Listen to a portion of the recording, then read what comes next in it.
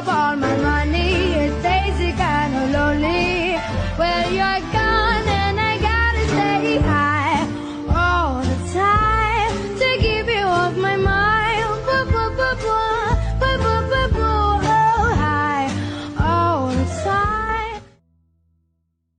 So after a decade with a new video, today's topic is very interesting. I will not tell you what the topic is, but you will get it as the video moves forward. At first, we must understand the postulates of special theory of relativity. As I said, the speed of light is absolute and unattainable. From a special theory of relativity, we know that if we move at the speed of light, the accelerated frame's time will dilate. For example, as you can see in animation, when a photon clock is moving at 70% of the light speed, it takes more time to tick as compared to the restaurant. This is time dilation. Similarly, if we move at high speed, our length gets contracted, okay, with respect to the stationary observer, remember, with respect to the stationary observer. And these are the basis of this video. Anyway, let's jump into the main part. What if I told you that right now you are moving at the speed of light? No. Yes. No, not through space, but yes, but through time. Wow. This idea sounds bizarre, but it's not just a catchy phrase. It's the key of understanding of time dilation, length contraction, and theory of simultaneous event, and why nothing can move faster than light. Let's call Epstein in Relativity Visualized gives a mind-blowing way to see it. So let's jump it. Okay, let's start with a simple analogy. Imagine a ball that always moves at a constant speed, let's say 1 meter per second. In the first second, it moves straight up to the horizontal plane. In the next second, it moves tilted from the vertical plane. Okay, and in the last second, it moves horizontally to the right. Now let's focus on the shadow of the ball. What would the shadow speed look like? In the first second, the shadow is at rest. In the next second, it starts moving, okay, and in the last second, it speeds up even more. But here's a twist. Imagine there are shadow people, the 2D beings. These 2D beings who can only see the shadow. To them, the shadow is a real object.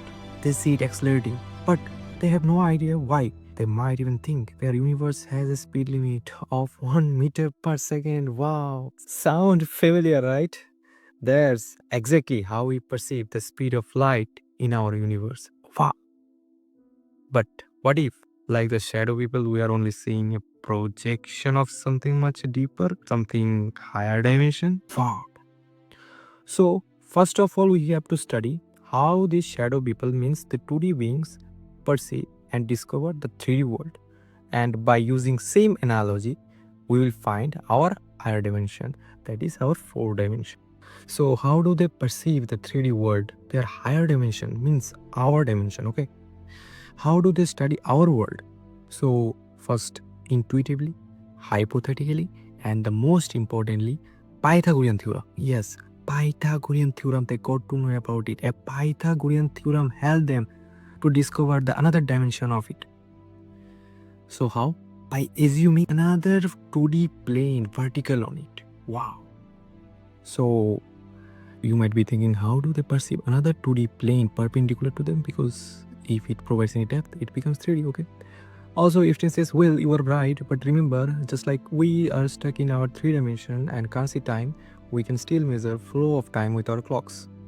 Similarly, what if they can't see this shadow, but somehow they can measure how quickly the shadow is moving? They can measure the speed of that shadow. Amazing. Okay, well, then would they able to know the speed of the shadow? They use something they can easily see and then place it all together. So how they approach? Now, looking at the couple of shadows, you will observe in the first 1 second, this shadow is at rest on horizontal plane. But look at the shadow on vertical plane, move completely 1 meter per second, moving at maximum speed.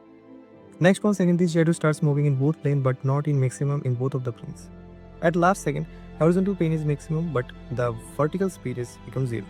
So there is some connection between vertical speed and the horizontal speed. When the horizontal speed increases, the vertical speed decreases, and when the vertical speed increases, the horizontal speed decreases. Now this arrow represents vertical speed and this arrow represents horizontal speed. We can now see that they form a right angle triangle with the total three-dimensional speed, which means if we level them, let's call h for horizontal and v for vertical, we know this speed is always 1.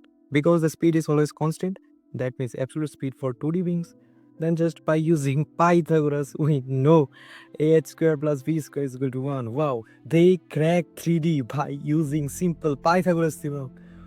Wow, does not it insane? They found higher dimension by our 6th grade mathematical formula. Wow. We can now apply the same analogy for our own universe. So in our own universe, the horizontal over here represents 3D space and the vertical dimension over here would represent time. So the speed of light in time square plus speed of light in space is equal to 1. So if we rest, that means speed of light in space component becomes 0, then we will travel at the speed of light in time. Oh, that means if we are rest in space, that means we are traveling at the speed of light in time. Wow. And you might be wonder, and this is the condition where Newtonian physics are valid. What? Yes. Why the component of speed doesn't contribute in space? Mind blown. Now if we starting moving space by 20% of the light of speed, the component of speed in time decreases. Means we will move in time x is less than the speed of light. And the rest ones are moving at the speed of light in time axis. So with respect to the rest ones, our time will get dilated.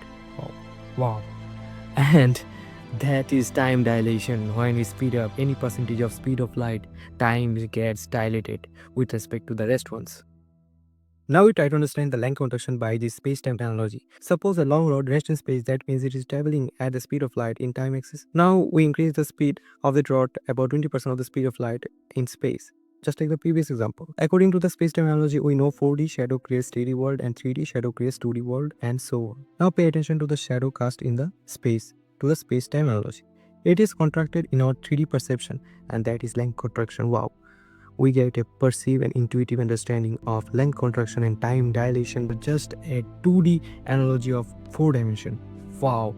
Okay, now let's consider two twins A and B. A stays at rest and while B moves continuously through space. Now when they reunite after a certain time of interval, something fascinating happens. B has aged slower compared to A. This means time has dilated for B due to its motion through space. This effect predicted by Einstein's special theory of relativity is known as the twin paradox. Now it's time to bring all these analogies together. So what does 4D spacetime actually look like? As 3D beings, we can only perceive the 3D slice of reality, just like a lower dimension being would only see a 2D projection of 3D object.